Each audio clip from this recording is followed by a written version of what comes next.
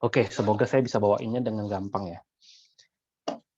Oke, kita akan lihat dulu minggu lalu itu terakhir kita bahas tentang Ulangan 32 ayat 7. Lirik lagu yang ditulis Musa. Ingatlah kepada zaman dahulu kala, perhatikanlah tahun-tahun keturunan yang lalu, tanyakanlah kepada ayahmu, maka ia memberitahukannya kepadamu, kepada para tua-tuamu, maka mereka mengatakannya kepadamu. Minggu lalu tuh kita bahas kenapa sih kita perlu belajar silsilah. Nah, kitab Ulangan ini kita harus tahu dulu kapan itu dicatat. Nah, waktu terakhir itu kita bahas untuk lebih gampangnya, Musa itu kan tulis 5 buku. Kita anggap aja buku Ulangan ini buku kelimanya Musa. Nah, kapan sih buku kelimanya Musa ini terbit gitu? Ketika Musa ajarin dan catat kitab Ulangan, termasuk nyanyian-nyanyian ini, itu kan zaman yang tepat sebelum masuk ke Kanaan. Jadi kalau saya mau ambil dari garis keturunan silsilah Yesus, ini kira-kira peristiwa ini di zamannya Salmon.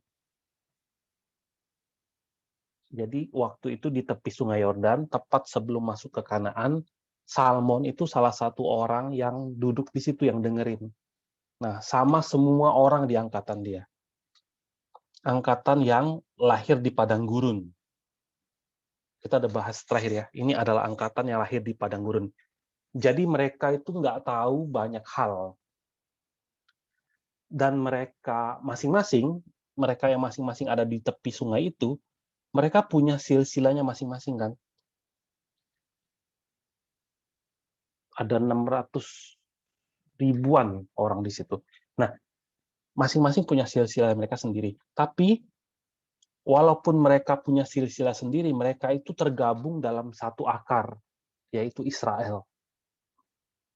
Anak Ishak, anak Abraham. Jadi kalau ditarik terus ke belakang,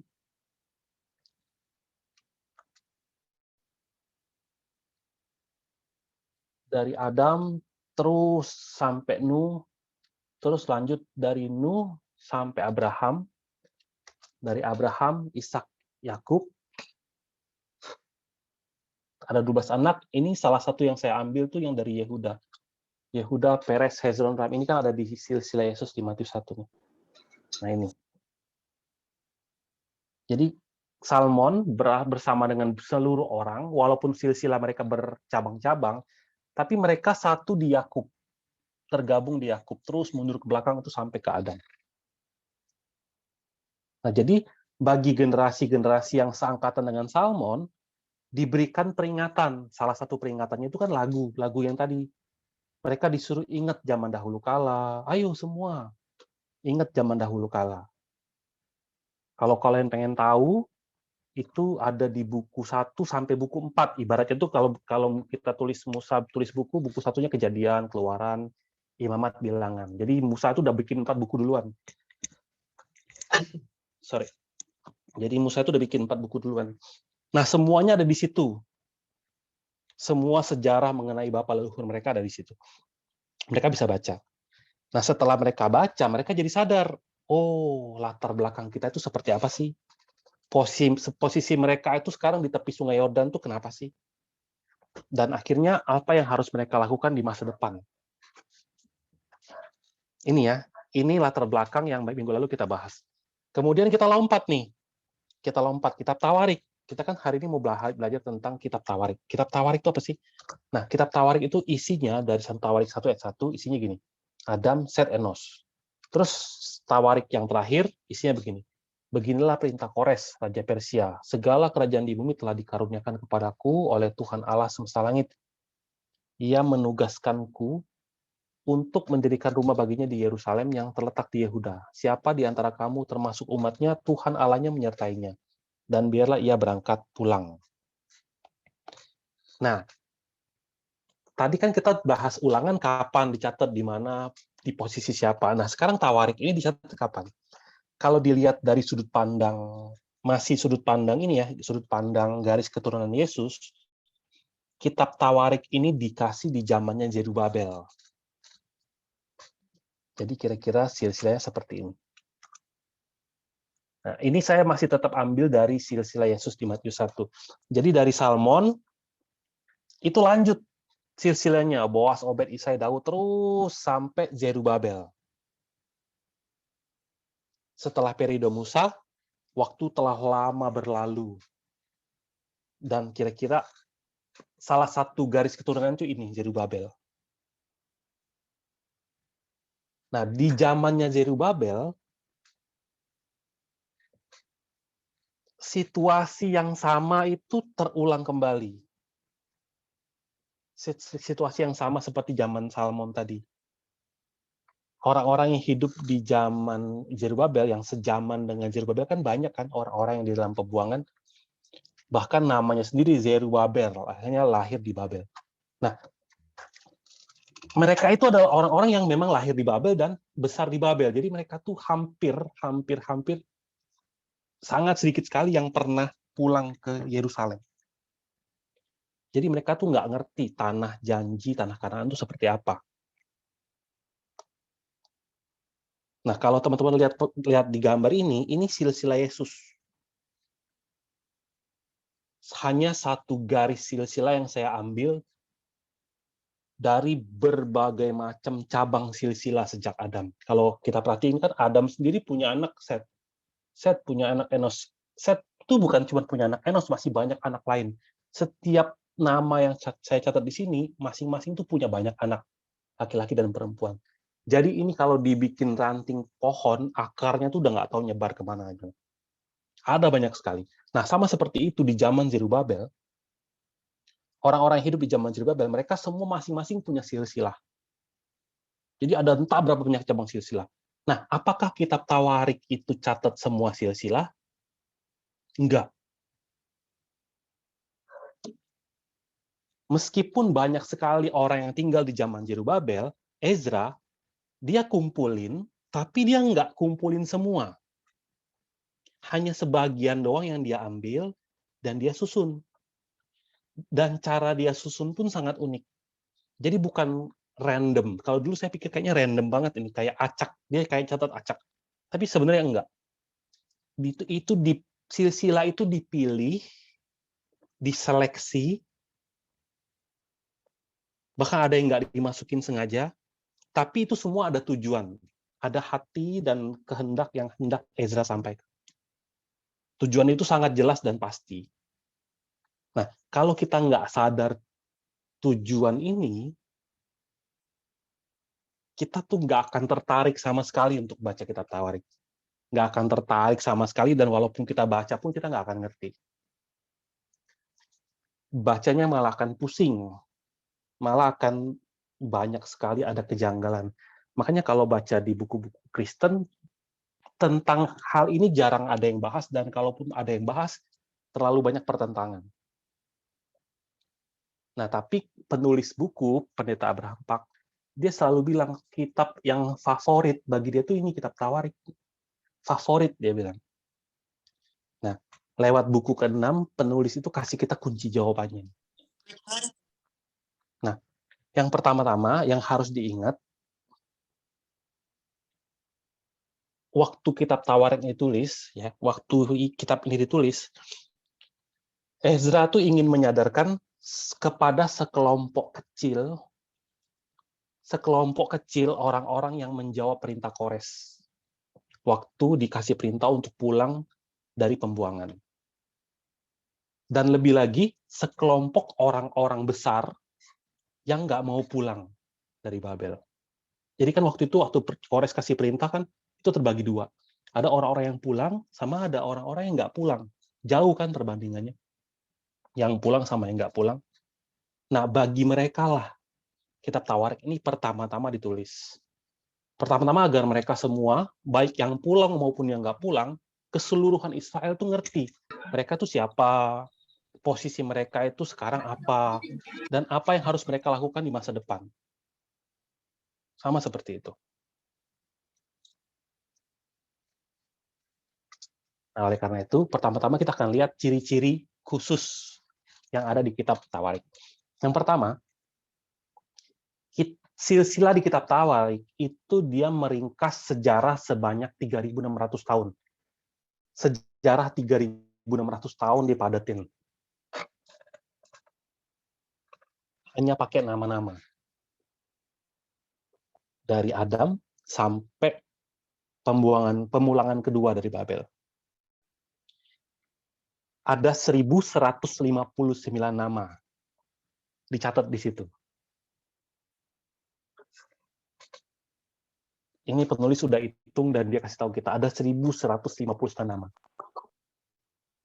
Hanya sedikit dibandingkan dengan sejarah 3.600 tahun, tapi ini adalah nama-nama yang penting.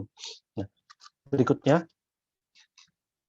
cara penulisan silsilah itu tidak dikasih keterangan. Banyak nggak dikasih keterangan. Dan dipakai cara silsilah menurun, bahkan juga silsilah naik. Contohnya gini, kalau kita baca 1 Tawarik 1 ya, dicatat begini kan, Adam, Set, Enos, Kenan, Mahalalel, Yared. Ini nama. Kita pura-pura nggak tahu dulu. Kita pura-pura nggak tahu. Kita pura-pura nggak pernah baca seluruh Alkitab ya. Jadi kita bingung, ini maksudnya nama-nama apa sih? Tapi kalau kita udah baca kitab Kejadian, kita tahu, oh, itu ngomongin ayah dan anak. Hubungannya ayah dan anak. Adam tuh ayahnya Set, Set tuh ayahnya Enos, terus begitu. Tapi ada juga kadang-kadang silsilah di Tawarik itu dicatatnya tuh kebalik. Contohnya kayak gini. Inilah orang-orang yang memegang tugas itu dengan anak-anak mereka. Dari Bani Kehat ialah Heman, penyanyi itu anak Yoel bin Samuel bin Elkana bin Yeroham bin Eliel bin Toah. Ini catatannya kebalik nih. Dia catat dari anak dulu, terus mundur ke belakang. Heman, anak Yoel, anak Samuel, anak Elkana, anak Yeroham. Dia malah kebalik. Jadi ada beberapa pencatatan yang seperti ini. Ada lagi yang seperti ini. 1 Tawarik 1 ayat 3. Henok, Metusalah, Lamek. Dicatat begini kan, kita tahu ini Henok itu ayahnya Metusalah. Metusalah ayahnya Lamek. Tapi kemudian begitu dicatat ayat 4, Nuh, Sem, Ham, dan Yafet. Itu bukannya Nuh ayahnya Sem, Sem ayahnya Ham, Ham ayahnya Yafet, bukan. Tapi justru bercabang seperti ini. Hanya orang-orang yang telah membaca kitab-kitab sebelumnya lah yang baru tahu. Kalau kita nggak tahu, mustahil bisa susun seperti ini. Jadi ada sistem pencatatan yang seperti ini. Terus ada juga yang seperti ini. Misalnya setelah catat ya, Nuh, Sem, Ham, dan Yafet. Dibikin seperti ini. Kemudian dicatat lagi, keturunan Yafet ialah Gomer, Magog, Madai, Yawan, Tubal, Mesek, dan Tiras. Dicatat seperti ini. Jadi setelah ngomongin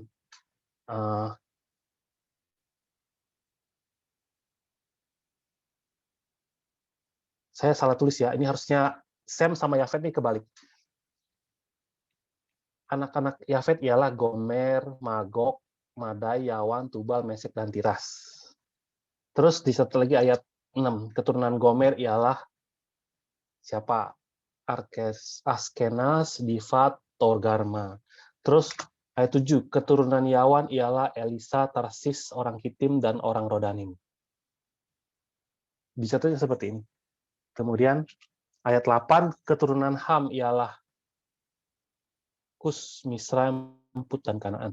Jadi teman-teman ingat ya, Sem sama Yafet ini kebalik. Nah, jadi setelah dia jabarin nama-nama, terus tiba-tiba secara terpisah dia jelasin lagi keturunan-keturunannya. Keturunan Yafet siapa aja sih? Ini loh. Bukan hanya keturunan Yafet, keturunan ketiga dari Yafet pun dijelasin. Jadi ini kayak satu segmen terpisah tersendiri, kayak dia mau sebutin satu rombongan. Habis itu udah. Ini silsilah nggak dilanjutin lagi. Apakah Askenas, Difat, Togarma ini nggak punya anak lagi? Punya. Tapi silsilahnya hanya dijelaskan seperti ini, terus di-stop.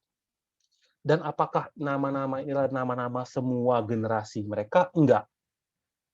Hanya beberapa aja yang dimasukin. Nah, jadi seperti ini juga dicatat seperti ini.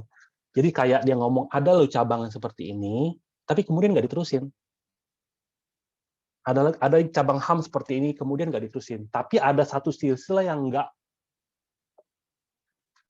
nggak berhenti, terus dicatat. Itu yang silsilah dari orang Yahudi. Nah, terus yang ketiga, ciri-ciri khususnya ya, kalau di Alkitab kita sekarang, Alkitab Perjanjian Lama, sebelum Perjanjian Baru itu kan kitab Kejadian pertama. Kitab Tawarik itu di dekat-dekat belakang kan, habis itu kitab Maleaki kan.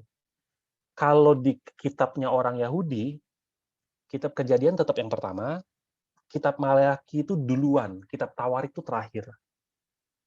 Jadi kitab Tawarik itu sebenarnya kalau digabungin langsung dengan kitab Perjanjian Baru, itu langsung Tawarik itu sebelum Matius. Jadi kalau Matius itu dimulai dari silsilah Yesus, kitab Tawarik itu juga kitab silsilah, artinya silsilah sama silsilah itu nyambung. Kitab Matius itu nyambungin silsilah Tawarik. Jadi kitab Tawarik itu kayak penyambung antara Perjanjian Lama dan Perjanjian Baru. Nah, ciri-ciri khusus yang berikutnya. Ketika kita baca teliti kitab Tawarik, ada 52 kali dicatat seperti ini. Seluruh orang Israel, contohnya di 1 Tawarik 9 ayat 1, seluruh orang Israel telah terdaftar dalam silsilah.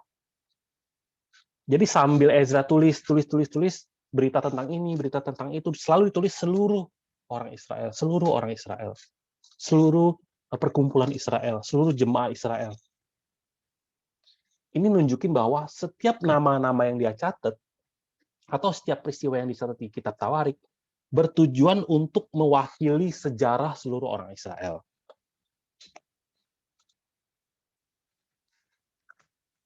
Nah, sekarang kita lanjut ya.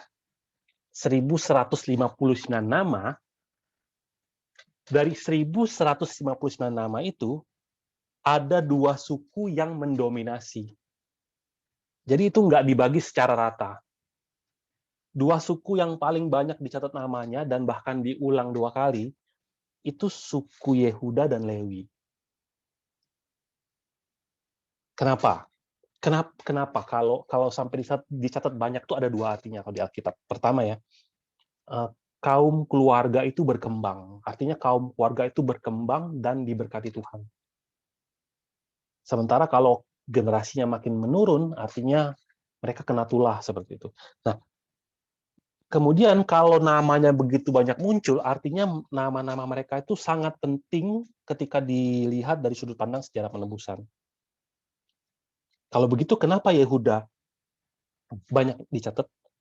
Karena kan dari Yehuda itu raja-raja lahir, termasuk Raja Daud, dan lewat Raja Daud pun Yesus lahir kan. Maka Yehuda tuh bisa dianggap sebagai silsilah dari suku yang sulung.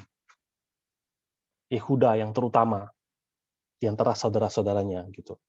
Nah, kalau Lewi, kenapa Lewi dicatat paling banyak? Karena Lewi itu adalah suku imam. Di 1 Tawarik 6 itu nanti dicatat detail silsilah Lewi. Bahkan di 1 Tawarik 9 pun dicatat tentang waktu pulang, imam-imamnya siapa aja yang pulang, Lewi-lewinya siapa yang pulang. Kitab Lewi itu dicatat paling panjang dan paling detail. Nah, sekarang kita akan lihat sejarah. Ini adalah gambar dari sejarah yang sejauh ini kita udah belajar. Sejarahnya orang Israel itu seperti ini.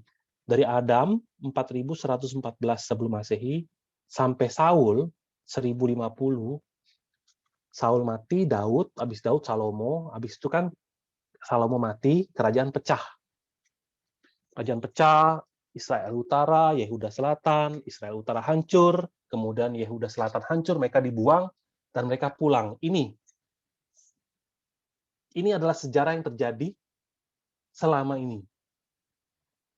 Tapi kemudian waktu Ezra catat begini. Dia catat 1 Tawarik 1 ayat lah, sampai 8, itu nama-nama dari Adam sampai Saul. Kemudian 1 Tawarik 9, dia nggak tulis tentang Daud, dia malah tulis silsilah orang-orang yang pulang. Dia catatnya begini.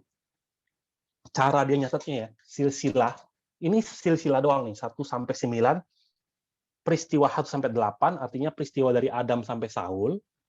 Habis itu silsilah pemulangan, lompat. Baru kemudian 1 Tawarik 10 sampai 1 Tawarik 29 cerita tentang sejarah Daud. Kemudian 2 Tawarik cerita tentang Salomo. Kemudian 2 Tawarik 10 sampai 36 kematian Salomo. Ini struktur pencatatan dia. Jadi dia nggak nyatetnya secara kronologis. Artinya Ezra itu mau mengedepankan 1 Tawarik 1 sampai 9 dulu. Silsilah ini dulu kuncinya. Kayak hal yang paling utama. Sebelum saya sabarkan semua sejarahnya, kalian harus tahu ini loh nama-namanya. Seperti itu. Jadi kita bisa bilang bahwa bagian pertama ini silsilah doang. Silsilah di Tawarik itu cuma 1 sampai 9 ya. Nah, silsilah doang itu adalah hal yang paling bisa menangkap atau menyimpulkan sejarah penebusan sejauh ini. Ini hal yang paling penting. Jadi dimulai dari, kalau kita lihat ya,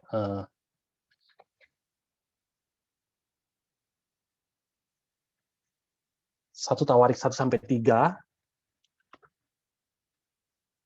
ini ya, 1 Tawarik 1 sampai 9, ini kalau kita keluarin, kita susun, dia isinya seperti ini. 1 Tawarik 1 sampai 3, itu Adam sampai Raja Daud. Kemudian 1 Tawarik 4 sampai 8, silsilah 12 suku Israel. 1 Tawarik 9 setelah penawanan. Jadi,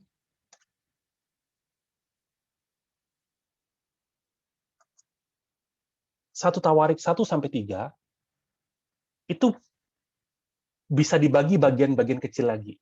1 Tawarik 1 itu ngomongin dunia sebelum Israel. Ibaratnya penciptaan Israel. Nah, 1 Tawarik 1 sampai 3 itu kan dari Adam sampai Raja Daud. Dari Adam sampai Raja Daud itu kita ngomongin bagaimana Allah bekerja dari Adam, satu orang, kemudian dia jatuh, Allah mulai memberikan pekerjaan, penciptaan, terus sampai satu kerajaan Israel dipimpin oleh Raja Daud. Kemudian setelah Raja Daud, itu ada terjadi proses kejatuhan Israel. Kan pecah negaranya, mereka dibuang kan, kejatuhan. Jadi kalau yang atas ini penciptaan, yang biru di tengah ini kejatuhan. Nah, yang bawah ini apa? 1 Tawarik 9. 1 Tawarik 9 itu adalah orang-orang yang setelah penawanan. Mereka itu ngapain? Mereka itu adalah orang-orang yang diberikan tugas untuk membangun kembali Israel. Jadi, ada penciptaan, kejatuhan, dan pembangunan kembali Israel.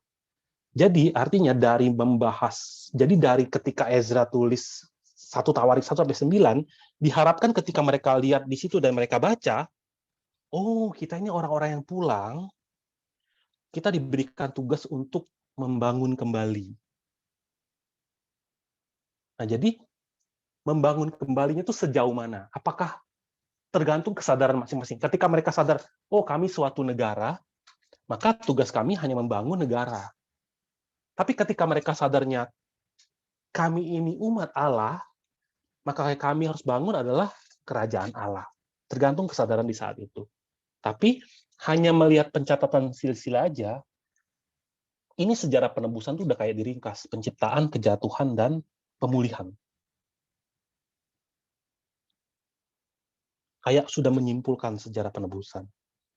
Dan kalau kita lihat detailnya, disusun seperti ini. 1 Tawarik 1, dunia sebelum Israel, kemudian pembangunan kembali Israel. Terus, 1 Tawarik 2 dicatat tentang anak-anak Israel. Di bagian terakhir, catat tentang semua orang-orang Israel.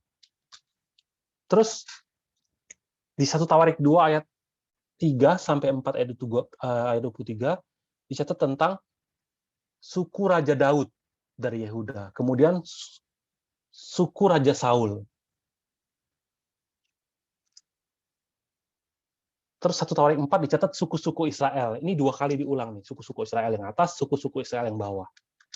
Kemudian imam besar dan Lewi, kemudian Lewi-Lewi yang ada di pemukiman. Yang terakhirnya ngomongin tentang kewajiban imam dan imam besar. Jadi kalau teman-teman lihat dan bagi pencatatan kitab Tawarik seperti ini, dia jadinya seperti ini. Kalau diperhatiin tuh jadi kayak gini. Jadi kalau kita baca, oh dunia sebelum Israel itu seperti ini, dari Adam sampai Israel. Oh kemudian anak-anak Israel. Oh kemudian Raja Daud. Kemudian suku-suku Israel. Terus ngomongin imam.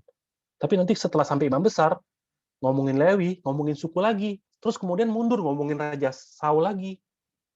Terus ngomongin apa? Israel lagi. Terus baru terakhir ngomongin orang-orang yang pulang. Jadi pencatatannya itu benar-benar aneh. Nggak sesuai kronologis. 1 Tawarik 1-9. Nah, penulis kasih tahu, benernya strukturnya dicatat seperti ini karena ada struktur silang. Ini yang sama warnanya itu sejenis. Perhatiin deh. Yang paling atas sama paling bawah itu sejenis. Di bagian kedua, yang paling atas sama dua paling bawah itu sejenis. Ini semua sejenis. Jadi dia kayak silang. Kayak menjepit sesuatu yang di tengah. Jadi mau ngomongin dari 1 Tawarik 1-9, dari 1154 nama, yang mau ditekankan itu yang di tengah. Yang di tengah inilah kuncinya. Pusatnya ada di tengah ini.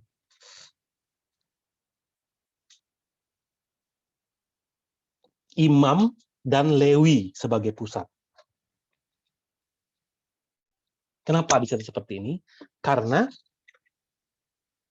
kunci untuk memulihkan status sebagai bangsa pilihan itu ada pada kehidupan yang berpusat pada Tuhan. Kehidupan yang berpusat pada ibadah. Jadi di zaman itu, untuk mengembalikan iman, kitab Tawarik dicatat. Jadi bukannya Ezra tuh, gue catat kitab iseng-iseng, bukan. Tapi untuk mengembalikan iman, kitab Tawarik dicatat. Pertama-tama iman siapa yang mau dikembalikan? Imam dan Lewinya. Iman dari imam dan Lewinya. Duluan. Anak sulungnya duluan. Kayak misalnya kita lihat Yesus ya. Waktu Yesus kerja, waktu dia datang kerja, dia punya 12 murid. Fokus dia itu 12 murid itu dulu. Bahkan di antara 12 murid, 3 murid utama. Fokusnya 3 itu dulu. Kalau 3 itu jadi, yang lain bisa nyamber. Jadi anak yang sulungnya duluan. Makanya ketika mukjizat 5 roti dan 2 ikan, waktu mereka bagi-bagian makanan kepada 5.000 orang, Yesus bilang apa? Hati-hati sama raginya orang Farisi. Karena dia lebih khawatir 12 muridnya tergoda oleh pendapat 5.000 orang. Akhirnya apa? Semua orang pengen jadiin Yesus raja kan? 12 muridnya ngapain? Ikutan. Wah, nanti kalau dia jadi raja, aku jadi di sebelah kanan sama di sebelah kiri.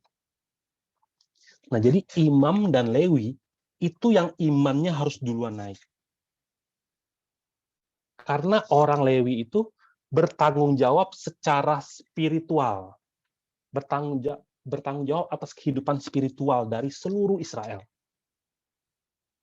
Mereka bertanggung jawab atas persembahan, bertanggung jawab atas ngajarin firman, bertanggung jawab ngajarin nyanyian, dan bertanggung jawab atas segala sesuatu yang berhubungan dengan ibadah gereja di tempat waktu itu. Bahkan jaga pintu gerbang pun mereka. Karena negara Israel itu adalah negara yang teokratis. Jadi tidak berlebihan kalau Lewi itu sangat penting. Orang Lewi itu harus hidup menjalani kehidupan yang sangat saleh, tegak lurus di hadapan Allah. Mereka harus berusaha untuk hidup lurus di hadapan Allah. Ketika Lewinya lurus, Allah itu memberkati dengan begitu banyak berkat. Lewi bertugas bawa jemaat kepada imam. Dan kalau kita tahu imam utama itu adalah Yesus, maka Lewi ini kan penting sekali kan. Nah, jadi lewat beberapa minggu ke depan, lewat kita bahas buku 6, penulis itu pengen kita sadar bahwa Lewi itu siapa sih? Tugasnya apa? Apa pentingnya jabatan Lewi? Kalau selama ini kita bahas tentang sudut pandang Yesus datang secara jasmani dari silsilahnya Yesus, satu garis keturunan Yesus, sekarang lewat kitab Tawarik, lewat imam-imam, lewat Lewi-Lewi, penulis tuh pengen kita sadar, Yesus itu siapa sih? Dengan kita sadar Lewi itu siapa, tugasnya apa pentingnya jabatan Lewi, baru kita bisa sadar, oh Lewi itu seperti itu. Dan pada akhirnya di dalam hati kita muncul hasrat yang seperti apa? Aku harus bisa menggenapi Lewi secara rohani hari ini. Jadi terlepas dari begitu banyak nama yang kita akan bahas, begitu banyak tahun yang akan kita bahas, saya harap setelah kita bahas buku 6, bukan namanya yang kita hafal, atau peristiwanya yang kita hafal, tapi hati untuk bisa menggenapi Lewi secara rohani itu muncul. Saya benar-benar berdoa bahwa kita semua yang membahas ini punya hati, oh Lewi itu seperti itu ya. Akhirnya kita yang hidup di akhir zaman itu bukan hidup yang nggak tahu asal kita siapa, posisi kita sekarang bagaimana, dan apa yang harus kita lakukan di masa depan. Nah, oleh karena itu, saya akan berbagi kasih karunia hari ini, satu Tawarik 1 dulu. Ini nggak susah, gampang, satu Tawarik 1. Satu Tawarik 1 sampai 54. Teman-teman yang lagi pegang Alkitab, boleh deh dibuka. Satu Tawarik 1 sampai 54. Ini isinya kategorinya dunia sebelum Israel. Isinya seperti ini. Satu Tawarik 1 ayat 1 sampai 4 itu cuma tulis Adam sampai anak-anak Nuh. Kemudian keturunannya Nuh, kemudian Sem sampai Abraham, kemudian Abraham sampai Yakub, lalu silsilah Esau. Benar ya? Coba teman-teman sambil lihat deh, sambil lihat Alkitabnya. Kayak misalnya satu Tawarik 1 itu kan nama-nama tuh. Adam, Set, Enos. Sebenarnya ini ngomongin ini. Ketika kita lihat nama-nama doang bingung. Tapi ketika kita kelompokkan, agak mulai kebayang, oh ini ngomongin seperti ini. Dan kalau kita mau gambarkan apa yang sebenarnya Ezra mau tampilkan, itu seperti ini. Dia tuh mau nampilin seperti ini loh. Ini satu Tawarik 1, dari 1 sampai 27 ya. Adam, Set, Enos, Kenan, Mahalalel, Yared, Henok, Metusalah, Lamek, Nuh. Kemudian Yafet, Ham, Sem. Benar ya? Kemudian lanjut. Kalau teman-teman sambil lihat di Alkitab, nama-nama itu ngomongin ini. Kemudian begini. Kemudian begini. Jadi kalau baca satu Tawarik 1, ayat 1 sampai 27, isinya tuh ini. Jadi kalau kepada kita diberikan gambar ini, ayo tulis. Maka kita akan tulis gimana? Adam, Set, Enos, Adam punya anak Set, atau Set punya anak Enos, atau kita hanya singkat Adam, Set, Enos. Nah, jadi ibaratnya segala sesuatu yang ditulis dari satu Tawarik 1 sampai 27, itu isinya ini. Sekarang bayangin, Ezra. Dia nyusun ini. Ini tuh bukan nama semua orang loh, ini nama sebagian orang yang dimasukin. Kenapa dia tulis seperti ini? Nanti saya akan bagiin PowerPoint-nya, nanti teman-teman bisa lihat sendiri ya. Nah, ini setelah ini saya lanjut ya, satu Tawarik 127, sekarang dengan 28. Nah, dari Abraham, itu lanjut lagi. Seperti ini. Ada Ismail, ada Ishak. Dari Ismail seperti ini, dari Ishak seperti, dari Ketura seperti ini, dari Ishak seperti ini.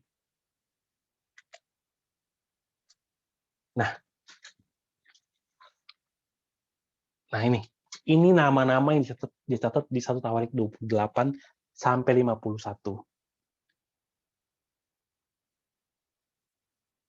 Banyak sekali silsilah-silsilah yang dikelompokkan sekelompok-sekelompok.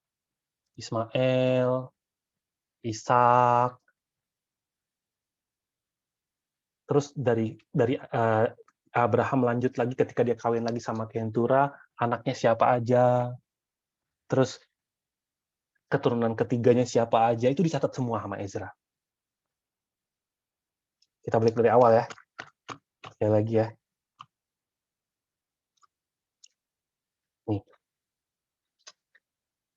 Jadi dari Adam sampai ke Nuh, ibaratnya walaupun Nuh itu punya 3 anak, dan masing-masing anak itu berkembang, tapi fokusnya itu ada pada Sem. Dan dari antara Sem, yang mau dibahas itu dari keturunan Arpaksad. Terus turun sampai Abraham. Jadi terlepas dari semuanya, Abraham itu yang fokus. Kemudian kalau lanjutin, dari Abraham, silsilahnya itu walaupun terus bercabang, fokusnya itu ada pada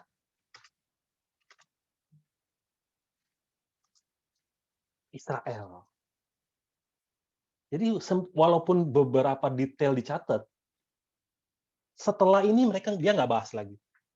Dia nggak bahas lagi. Hanya untuk nunjukin Israel tuh posisinya di mana. Nanti 1 Tawarik 2, Israelnya lanjut. Terus lanjut sampai mereka nanti kembali dari Babel. Nah, ini seperti ini ya. Nah, sekarang kita akan lihat beberapa keanehan di dalam 1 Tawarik 1. Nih, 1 Tawarik 1 ayat 1-27, di bagian pertama ini ada satu keanehan, yaitu mana? Saya ilangin dulu beberapa, saya sisain yang penting ya. Nih, Sem. Di 1 Tawarik 1 ayat 27, dicatat seperti ini. Ayat 17, keturunan Sem ialah Elam, Asyur, Arpaksad, Lut, Aram, Us, Hul, Geter, dan Mesek. Dicatat seperti ini kan.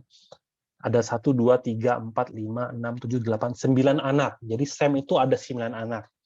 Tapi kalau kita tahu sejarahnya secara pasti, dicatat di Kejadian 10, keturunan Sem ialah Elam, Asyur, Arpaksad, Lut, dan Aram. 5 doang. Sementara yang Us, Hul, Geter, dan Mas itu Mesek ya, itu sebenarnya bukan anaknya Sem, tapi anaknya Aram. Beda kan? Ya tuh. Dicatat seperti ini sama begini beda kan?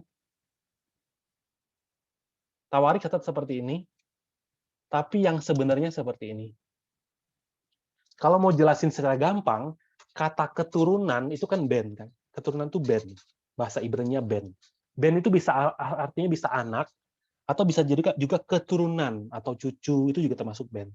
Jadi yang nggak salah juga ditulis keturunan Sem seperti ini atau seperti ini, nggak masalah juga, karena sama-sama keturunan, sama-sama ben artinya bisa anak langsung, bisa cucu.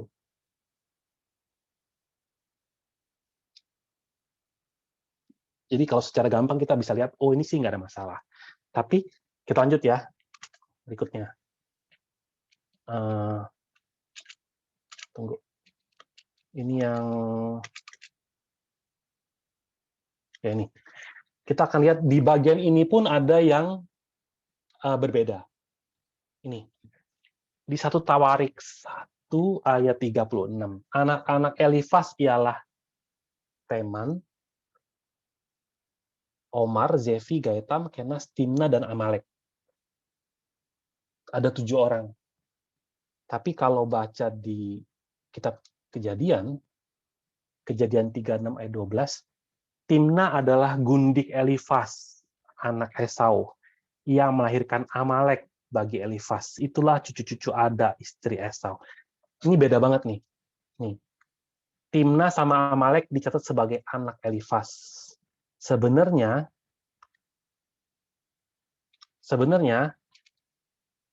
Timna itu gundiknya.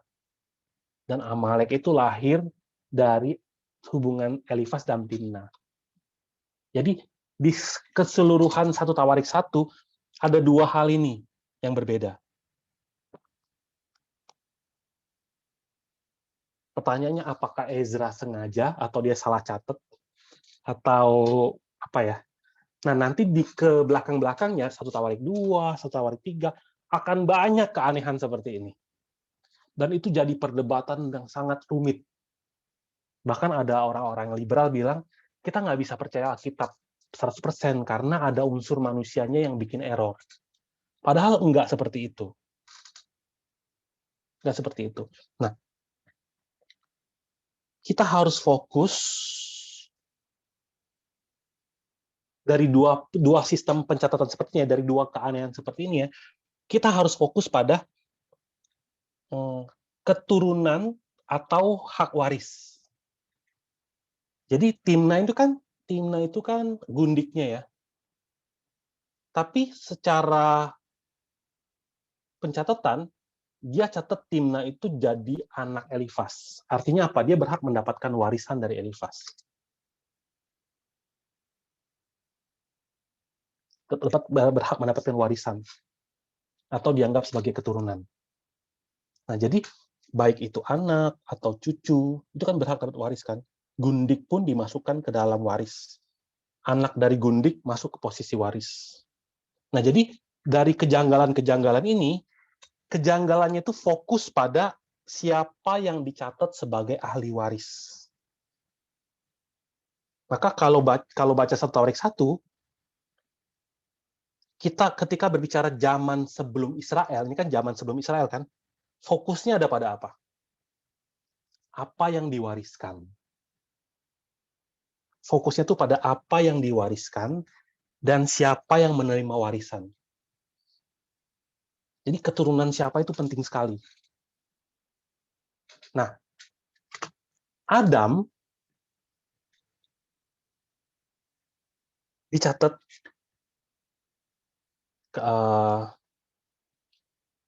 ketika Adam dicatat di kalimat pertama di 1 Tawarik 1, Adam, kenapa harus Adam? Bisa diputus di mana aja, tapi dia mulai dari Adam. Itu pengen ngasih tahu bahwa dari mulai Adam, ada warisan yang terus berjalan. Adam itu menerima sesuatu dari Allah, dan itu dia wariskan ke anaknya. Terus sampai ke keturunan-keturunannya. Terus berlanjut sampai siapa? Sampai Israel. 1 Tawarik 1, dimulai dari Adam, dicatat dimulai dari Adam, permulaan seluruh manusia, itu sebagai suatu pengingat bahwa akar yang paling dasar dari orang Israel itu siapa? Adam. Artinya kalian yang sekarang ini berada di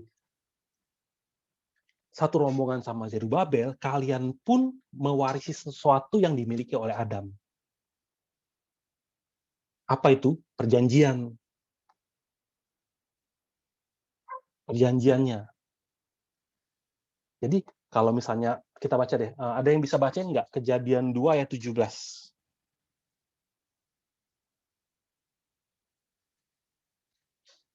Ada yang boleh bantu baca? Kejadian 2 ayat 17. Kejadian 2 ayat 17, tetapi pohon pengetahuan tentang yang baik dan yang jahat itu, janganlah kau makan buahnya, sebab pada hari engkau memakannya, pastilah engkau mati. Ada perjanjian perbuatan seperti itu yang terus sebenarnya diwariskan. Sekarang coba baca Hosea 6 ayat 7.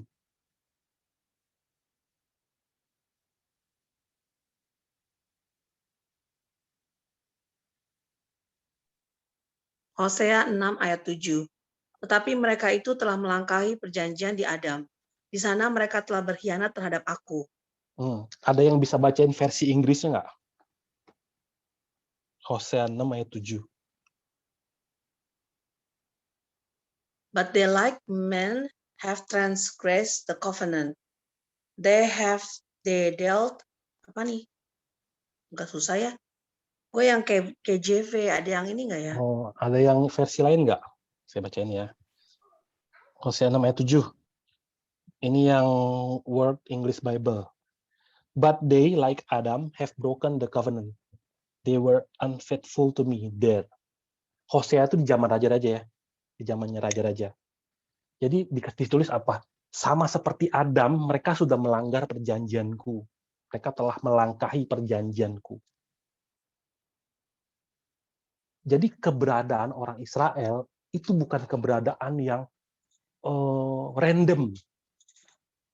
Kebetulan aja mereka jadi suatu bangsa, namanya Israel. Bukan. Bukan seperti itu. Ketika ada dosa, pekerjaan sejarah penebusan itu dimulai. pekerjaan untuk menyelamatkan manusia, memulihkan manusia yang jatuh dosa itu sedang dimulai. Dimulai dari siapa pertama? Adam.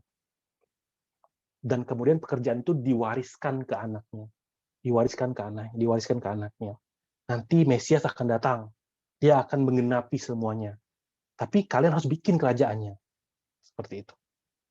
Jadi setiap zaman, Ezra tuh pengen kasih lihat, sudah sejauh ini manusia itu hidup, dan di setiap zaman, janji Tuhan untuk menyelamatkan manusia itu nggak pernah padam. Kalian itu sekarang ada di estafet terakhir, yang lagi pegang tongkat estafet terakhir. Hai orang-orang yang pulang dari Babel, kalian itu adalah pemegang tongkat estafet terakhir. Buat kalian, pelajarin bener-bener, ngerti bener-bener apa itu sejarah penebusan, ngerti bener-bener, ngerti hati Tuhan. Karena tugas itu kalian harus kerjain. Kalian itu umat perjanjian. Meski kalian berada bersamaan dengan keturunan-keturunan lain. Itu yang pertama. Tunjukin kepada mereka asal mereka itu siapa. Kedua, saya balik ke sini ya. Nih. Terjadi pemisahan yang jelas. Walaupun dijelasin Ismail keturunan siapa, tapi stop di situ. Ismail sama Ishak itu dipisahin. Perjanjian nih, sama-sama perjanjian. Tapi kan Tuhan bilang apa? Yang disebut keturunanmu tuh yang dari Ishak. Terus dari Ishak terpisah lagi.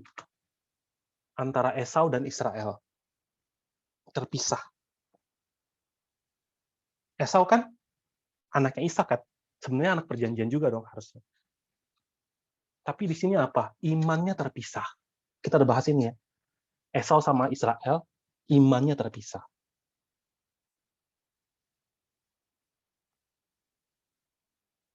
Coba baca Roma 9, ayat 7 dan 8. Boleh tolong baca? Roma 9, 7 dan 8.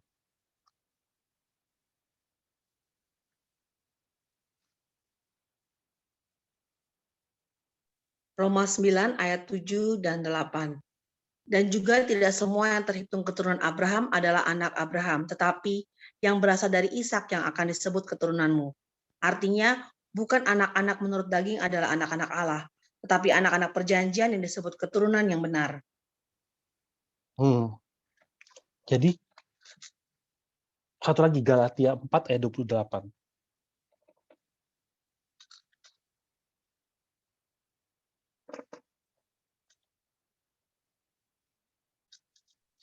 Galatia 4 ayat 28. Dan kamu saudara-saudara, kamu sama seperti Ishak adalah anak-anak janji. Jadi dengan menjabarkan nama-nama seperti itu, ketika orang Israel baca, oh, ada pemisahan jelas antara hal-hal daging dan hal-hal rohani. Betapa besarnya suatu bangsa, betapa besarnya suatu negara, kalau mereka nggak punya janji dan tidak mewarisi iman, mereka itu sama kayak bangsa-bangsa lain. Nah, setelah kita belajar 1 Tawarik 1, sekarang coba kita lihat diri kita hari ini. Adam itu apakah sesuatu yang sangat jauh sekali daripada kita? Apakah kita merasa atau sadar bahwa kita pun hari ini adalah keturunan rohani yang sedang menerima janji yang sama? Kan katanya kalau kita percaya Yesus kan, kita pun keturunan Abraham yang berhak menerima janji itu. Nah, semoga seperti orang-orang yang pulang dari Babel ketika mereka membahas silsilah di Tawarik, mereka makin sadar, oh, keberadaanku di sini itu nggak random. Ada sesuatu hal yang Tuhan mau. Nah, semoga nanti setelah kita belajar yang Tawarik 2, Tawarik 3, Tawarik 4, terus sampai ke Tawarik 9, posisi-posisi itu makin jelas. Tugas-tugas yang kita tanggung makin jelas. Dan akhirnya kita bisa menjadi orang-orang yang dapat dengan bangga berdiri di hadapan Allah sambil berkata, Tuhan, aku mau menggenapi Lewi secara rohani. Nah, pembahasan kita hampir di sini ya. Ada pertanyaan nggak?